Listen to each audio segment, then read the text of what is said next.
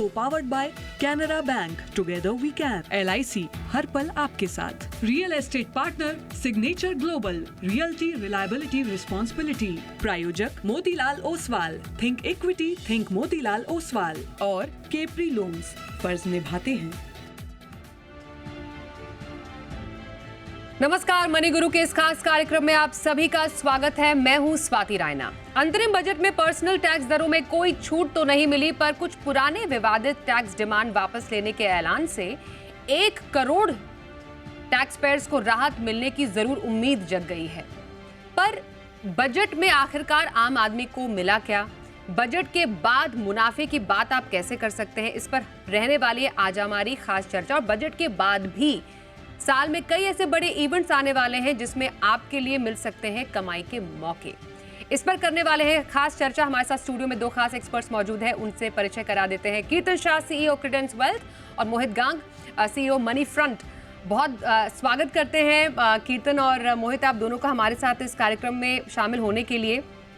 उम्मीद तो थी कि हम टैक्स के मोर्चे पर बहुत बड़े बड़े आपसे डिस्कशंस करेंगे, लेकिन कुछ खास हुआ नहीं। पर अगर हम समझना चाहें आम आदमी के उसके लिहाज से, क्या आपके लिए एक टेक अवे रहा इन टर्म्स ऑफ टैक्स? तो स्वाति, देखिए, टैक्स के लिहाज से जैसा आपने बोला कि आम आदमी आपके और हमारे लिए इसमें कुछ भी नहीं है, कोई चेंज नहीं। और बिकॉज ये वोट ऑन अकाउंट था, राइट, तो इसमें इतनी उम्मीद भी नहीं थी कि ये गवर्नमेंट कुछ बजट को लेकर या टैक्सेशन को लेकर कुछ भी चेंज करेगी। पर जुलाई में जब भी नई सरकार आ जाएगी तो वहाँ पर हमें लगता है कि ज़रूर टैक्स के लिहाज से हो सकता है कि आपको कुछ चेंजेस देखने को मिले, या फिर एक टैक्स की जो नई प्रणाली, जो उन्होंने नया टैक्स सिस्टम दिया था कि आपके पास में 2 टैक्स सिस्टम्स हैं अभी, आप चाहें तो पुराने टैक्स सिस्टम पर चल सकते हैं या नए टैक्स सिस्टम को अपना सकते हैं। तो हो सकता है कि सरकार किसी तरह का एक नज दे इन्वेस्टर्स को कि वो चाहें तो नए टैक्स सिस्टम की तरफ धीरे धीरे इन्वेस्टर्स को लेके जा सकते हैं। तो काफ़ी उम्मीदें थी कि NPS को लेकर या फिर सारे एसेट क्लासेस के टैक्सेशन को यूनिफॉर्म करने के लिहाज से काफ़ी चेंजेस आएंगे, बट ऐसा फिलहाल कुछ आया नहीं है। बजट में जो भी है वो आई थिंक गवर्नमेंट ने सिर्फ उनकी बोरोइंग और उनके रिसीट्स और फिस्कल डेफिसिट और उसी के चलते हुए उन्होंने पूरे बजट को इस बार पेश किया है।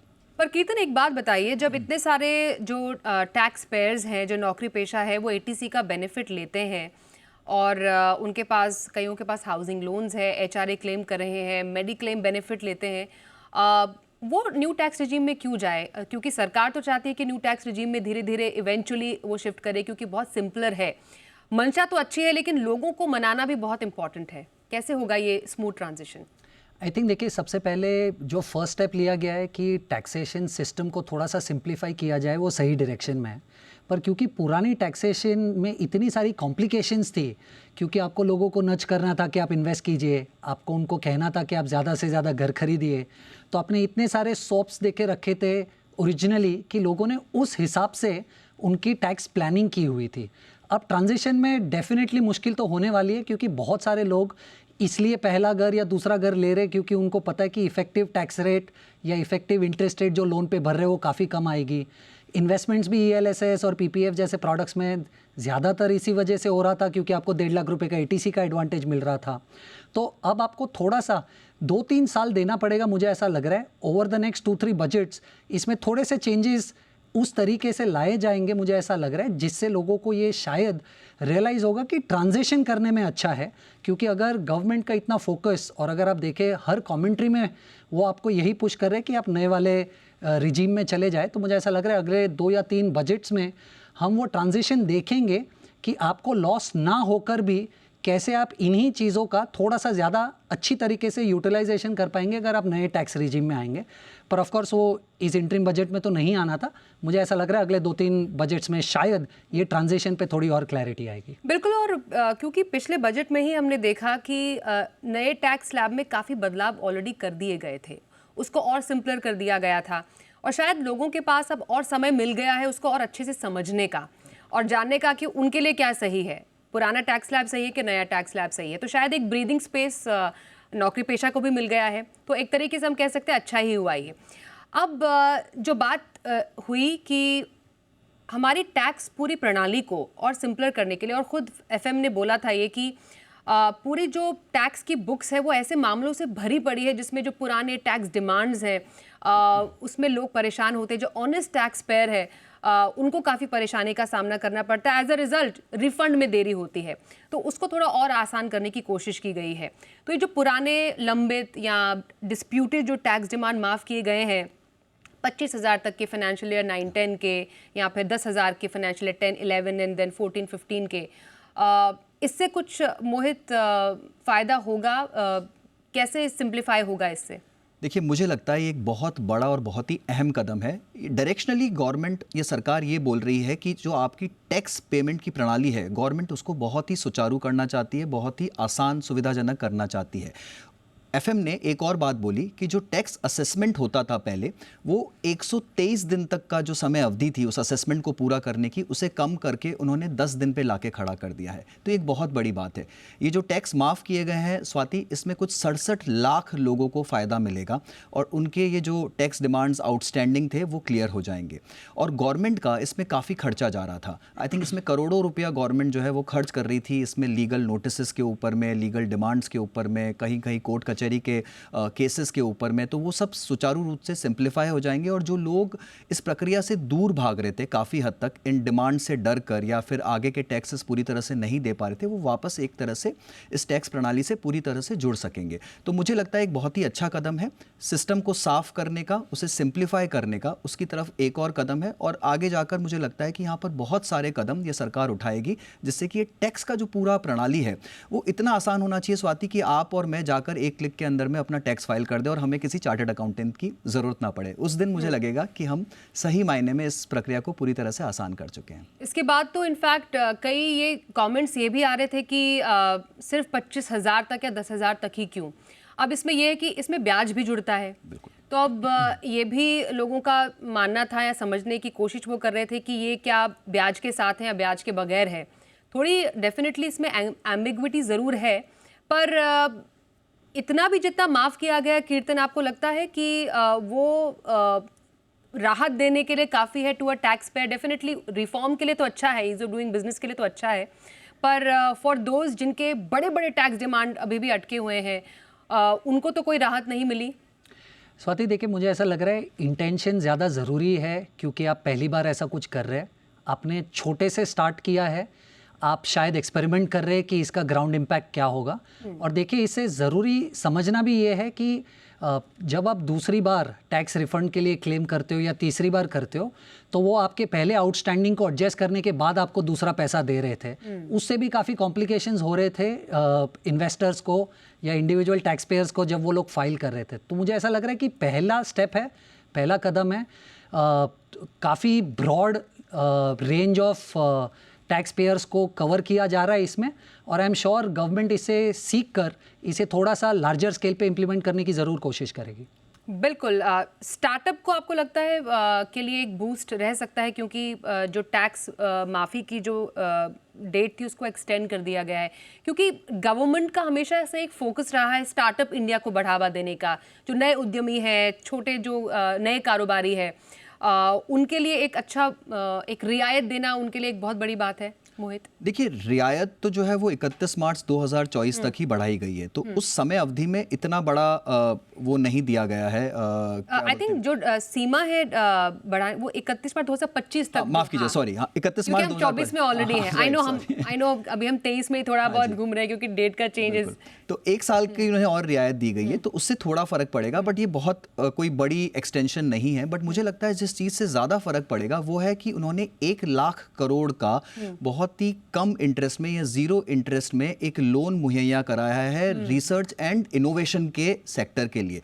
तो जो आपके नए स्टार्टअप्स हैं जो कि बहुत ज़्यादा इनोवेशन में जुड़े हुए हैं, बहुत ज़्यादा रिसर्च में जुड़े हुए हैं, वहाँ पर आपको इन उससे जुड़ी हुई जो कंपनीज़ हैं जो कि बहुत ही कटिंग एज टेक्नोलॉजी में डील कर रही है, वहाँ पर अगर ये लोन उन तक पहुँच पाएगा किसी हद तक, तो उन्हें बहुत सहारा मिलेगा। मुझे लगता है वो कदम जो है वो बहुत ही सराहनीय है। ओके, तो ये कुछ बड़े ऐलान हुए जो कि किसी ना किसी को कुछ देने की कोशिश की गई है। अब अंतरिम बजट को ध्यान में रखते हुए टैक्स में बड़े बदलाव नहीं किए गए, पर यही सिर्फ आपके लिए मौका नहीं है कमाई का, मौके बहुत आने वाले हैं। इसलिए मैं कीर्तन आपसे समझूं, बजट तो इस साल का बड़ा इवेंट रहा ही इन टर्म्स ऑफ इन्वेस्टमेंट, या अगर आपको कमाई के मौके तलाशने हैं। अभी लोकसभा चुनाव में हम जाएंगे, ज़ोर शोर से उसका बज़ भी क्रिएट होना शुरू हो गया है। अब जैसे ही नई सरकार बनेगी वो फिर फुल फ्लेज्ड बजट एक बार फिर से लेकर आएगी, तो हम साल में 2 बजट अब देख रहे हैं। और फिर जैसा कि सबको उम्मीद है क्या ब्याज दरों में कटौती हो। सबसे पहले इक्विटी इन्वेस्टमेंट के लिए इस साल कैसे मौके आपको नजर आ रहे हैं? स्वाति देखिए, अगर आप पिछले 25 सालों का डेटा थोड़ा सा एनालाइज करें 1999 से लेकर 2019 तक, तो एक बड़ा कॉमन सा पैटर्न है। आप देखेंगे 5th ईयर इलेक्शन ईयर वाले बजट में ईयर में कि इलेक्शन के 1 साल पहले एवरेज रिटर्न इक्विटी मार्केट्स का तकरीबन 29% तक रहा है, और इलेक्शन के बाद का 1 साल का रिटर्न 12% तक रहा है। यानी एवरेज रिटर्न पिछले 20 से 25 सालों में हर 5th ईयर इलेक्शन वाले साल में पॉजिटिव ही रहा है, आप अगर 1 साल पहले पकड़े या 1 साल बाद पकड़े। अब अगर इन डेटा को थोड़ा सा आप और ज़्यादा ग्रैन्युअली देखें तो आप देखेंगे 3 ही ऐसे इवेंट्स हैं जिनमें नेगेटिव रिटर्न्स थे। 1999 में इलेक्शन के बाद नेगेटिव रिटर्न था क्योंकि वहाँ पर पॉलिटिकल इंस्टेबिलिटी थी। अगर आप 2009 में देखें तो इलेक्शन के पहले वाले साल में नेगेटिव रिटर्न्स थे क्योंकि वहाँ पर लीमन ब्रदर का ओवरहैंग था, तो वो मैक्रो एक इम्पैक्ट था। और 2019 में इवेंट के बाद एक छोटा सा हल्का सा नेगेटिव था। तो अगर आप पिछले हिस्टोरिकल डेटा पॉइंट्स को देखें तो इसमें कोई दो राय नहीं है कि आप शायद एक अच्छे फुटिंग पे हो और इक्विटी मार्केट्स को उतना ज़्यादा शायद डरने की ज़रूरत नहीं है। अब अगर आप देखेंगे पॉलिटिकली भी आपकी एक्सपेक्टेशन ये है कि बहुत ही स्ट्रॉन्ग सरकार आएगी। मैक्रो ग्लोबली काफ़ी स्टेबलाइज हो रहा है, इंटरेस्ट रेट्स गिरने के संकेत है, इन्फ्लेशन स्टेबलाइज हो रहा है, कोर स्पेसिफिकली क्रूड की वजह से उतना ज़्यादा आउटब्लो नहीं हो रहा है। तो मुझे नहीं लगता कि ऐसा कोई भी मैक्रो स्टैंड पॉइंट या पॉलिटिकल स्टैंड पॉइंट है जिसकी वजह से शायद इक्विटी मार्केट्स को थोड़ा सा डरने की ज़रूरत है। ऑफ कोर्स मार्केट्स ऑलरेडी काफ़ी रनअप कर चुके हैं, तो आपको थोड़ा सा सिलेक्टिव रहना पड़ेगा कि आप किस तरीके से कौन से सेक्टर में कौन से मार्केट कैप पे पैसा लगा रहे हैं। और अगर हिस्टोरिकल डेटा पॉइंट्स को आप देखें तो पॉलिटिकल और मैक्रो स्टैंड पॉइंट पे मुझे नहीं लगता कि आपको कोई डरने की ज़रूरत है। मैं उसी पॉइंट पे आऊँगी कि अगर आपको अब इस साल कमाई के मौके तलाशने ही हैं तो कौन से सेगमेंट्स, कौन से सेक्टर में आपको कमाई के मौके तलाशने चाहिए। बस एक छोटा सा ब्रेक लेते हैं हम, हमारी चर्चा आगे भी जारी रहेगी, बने रहिए हमारे साथ।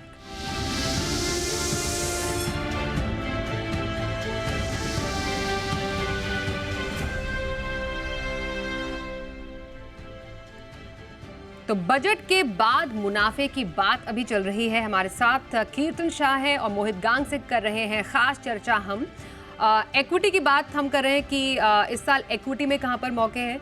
मोहित, कौन सी कैटेगरीज आपको लगता है जहां पर एक निवेशक है वो अपना पोर्टफोलियो सेट कर सकता है, क्योंकि हमने मिड कैप और स्मॉल कैप में एक अच्छा रनअप देखा 23 में, 24 में क्या?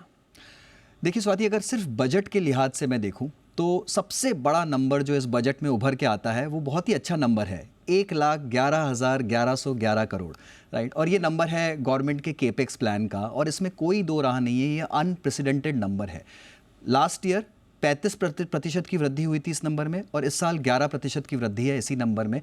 तो यहाँ पर रोड्स, हाईवेज, एयरपोर्ट्स, पोर्ट्स, जो पूरा इंफ्रा सेक्टर है, जो पूरा कैपिटल गुड सेक्टर है, या फिर उनकी एंसिलरी इंडस्ट्रीज़ हो गई, एंसिलरी इंडस्ट्रीज़ जो इसमें पूरी सहायता करे, चाहे वो सीमेंट हो गया, चाहे वो पावर हो गया, चाहे वो स्टील हो गया, या किसी भी तरह की वो इंडस्ट्री जो इस ओवरऑल केपेक्स से जुड़ी हुई है, वो बहुत ही शानदार प्रदर्शन आगे भी करती रहेगी, जैसा कि पिछले साल हमने देखा है, क्योंकि गवर्नमेंट का बहुत पैसा जा रहा है यहाँ पर, सरकारी केपेक्स बहुत जा रहा है।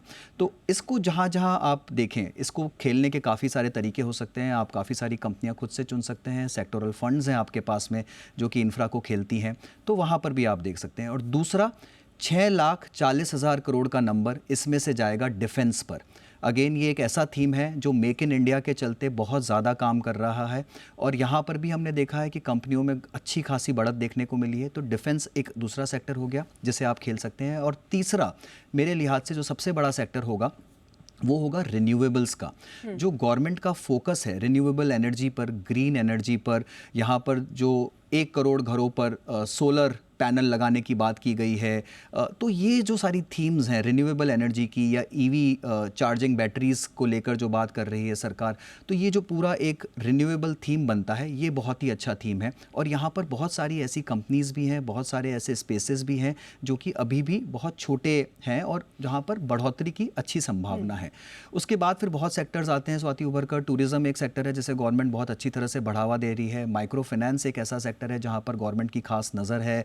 और दूसरे भी बहुत सारे छोटे मोटे मेक इन इंडिया के चलते PLI स्कीम का एक्सटेंशन किया गया है, तो वहाँ पर मैन्युफैक्चरिंग को बढ़ावा मिलेगा।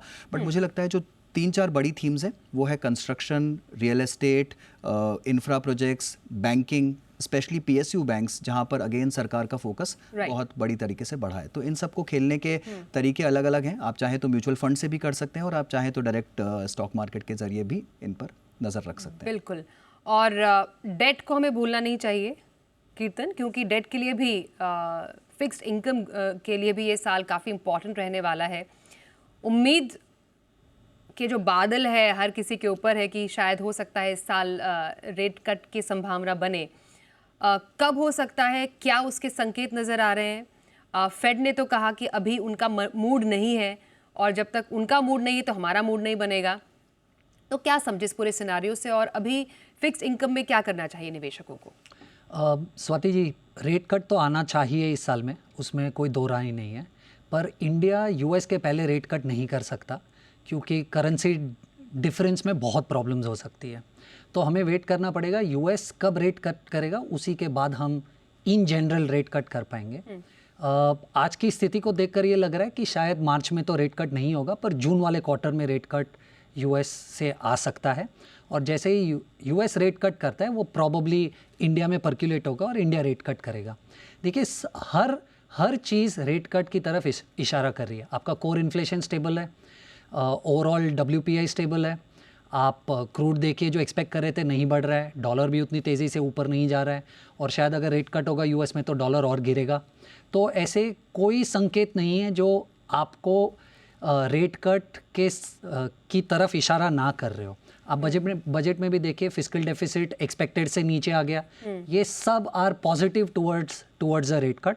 पर US जब तक नहीं करेगा, इंडिया में नहीं होगा। तो आप जून जुलाई एक ऐसा पीरियड है शायद जहां पर मुझे ऐसा लग रहा है कि रेट कट की एक्सपेक्टेशन रखना फेयर होगा। और क्योंकि आप अगर रेट कट एक्सपेक्ट कर रहे हो तो जैसे इक्विटी मार्केट्स में होता है वैसे फिक्स्ड इनकम मार्केट में होता है कि रेट कट होने के बाद आप पोजीशन नहीं ले सकते, आपको रेट कट होने के पहले पोजीशन लेनी पड़ेगी। और इसलिए आज अगर आप फिक्स्ड इनकम में पैसा निवेश करना चाहते हैं तो 18 से 20 महीने के टाइम होराइजन से आइए। और अगर आप थोड़े से अग्रेसिव इन्वेस्टर है तो मीडियम ड्यूरेशन फंड्स और लॉन्ग ड्यूरेशन फंड्स में पैसा निवेश कीजिए, क्योंकि उसमें कैपिटल गेन्स आने की संभावना काफ़ी ज़्यादा है अगर रेट कट जो एक्सपेक्टेशन हम ले डाउन कर रहे हैं वो सच्ची में इम्प्लीमेंट होती है तो। तो 18-20 महीने के इन्वेस्टमेंट होराइजन से मीडियम ड्यूरेशन फंड्स और लॉन्ग ड्यूरेशन फंड्स में आज एज एन अग्रेसिव इन्वेस्टर आप पैसा निवेश कर सकते हैं। मोहित, एक बात मुझे समझनी थी, एक पोर्टफोलियो प्लेसमेंट के तौर पर अगर मैं डेट की तो कीर्तन ने बात की, हम क्योंकि एक्विटीज़ का आप जिक्र कर रहे थे, सेक्टोरल बेट आपने बोला, with in equity basket also हम अगर लार्ज कैप समझे, स्मॉल कैप, मिड कैप का जो एक प्लेसमेंट होना चाहिए अभी इस साल कैसा रहना चाहिए? क्योंकि लार्ज कैप में हमने देखा पिछले साल ज़्यादा आकर्षण था ही नहीं, स्मॉल कैप मिड कैप की तरफ ज़्यादा लोग आकर्षित हो रहे थे। तो 2024 का पोर्टफोलियो कीपिंग इन माइंड जितने भी हम इवेंट्स देखने वाले हैं, कैसा रहे प्लेसमेंट? स्वाति, देखिए मेरी राय बड़ी क्लियर है इसके ऊपर। आपने पिछले साल मिड कैप में 43% की ग्रोथ देखी है, स्मॉल कैप में कुछ 48% की ग्रोथ देखी है। तो दोनों ही सेगमेंट ने अनप्रेसिडेंटेड रिटर्न देखे हैं। और जबकि निफ्टी का जो रिटर्न था लास्ट ईयर कैलेंडर ईयर में वो था 20%। राइट, मुझे लगता है यहाँ पर रिलेटिव वैल्यूएशन के लिहाज से लार्ज कैप्स में काफ़ी ज़्यादा वैल्यू है। जो ब्लू चिप नाम है, जैसे आप कोई भी बड़ा नाम उठा लीजिए, रिलायंस जो अभी एक 10 दिन से ही चलना शुरू हुआ है, या फिर जितने भी बड़े बैंक थे प्राइवेट सेक्टर के, या जो आईटी कंपनीज की बड़ी दिग्गज कंपनियां थी, लास्ट 2-3 साल से वहाँ पर कोई रिटर्न नहीं बना है। तो लार्ज कैप का जो जोन है वो बहुत ही सेफ है, बहुत ही सिक्योर है। अगर कल को मान लीजिए करेक्शन आता भी है वैल्यूएशंस के चलते, या फिर इतनी ज़्यादा रफ्तार देख ली है मार्केट ने कि अगर थोड़ा मार्केट में ठहराव भी आता है, तो मुझे लगता है जो लार्ज कैप्स हैं वो यहाँ से 1 साल के लिहाज से काफ़ी अच्छा रिटर्न देंगे। करेक्शन भी आता है तो बाउंस बैक भी वहाँ आपको पहले मिलेगा, और आपकी वोलेटिलिटी भी कम रहेगी ओवरऑल। तो अगर आपको अपने पोर्टफोलियो का प्लेसमेंट करना है तो जो सबसे ज़्यादा एलोकेशन है इस साल के लिहाज से, वो मेरा तो लार्ज कैप में ही जाएगा। आपको कम से कम 50 से 60% या उससे भी ज़्यादा एलोकेशन अपने पोर्टफोलियो का लार्ज कैप में डाल के रखना चाहिए। तो मोस्ट इंपॉर्टेंटली एसेट एलोकेशन को समझना है, उसके साथ ज़्यादा छेड़छाड़ नहीं करनी है, और लंबे अवधि के एसेट एलोकेशन को तो बिल्कुल आपको छेड़ने की ज़रूरत नहीं है, क्योंकि ये इवेंट्स हैं, इवेंट्स आते जाते रहते हैं, मार्केट सिक्लिकल है, आपको अपने गोल की तरफ बने रहना है। चर्चा करने के लिए मोहित, कीर्तन, आप दोनों का बहुत धन्यवाद हम करते हैं हमारे साथ आज के इस खास कार्यक्रम में शामिल होने के लिए। इसी के साथ मनी गुरु के आज के इस खास कार्यक्रम में बस इतना ही। रुकते हैं एक ब्रेक के लिए, पर आगे भी खबरें जारी रहेंगी। देखते रहिए जी बिजनेस।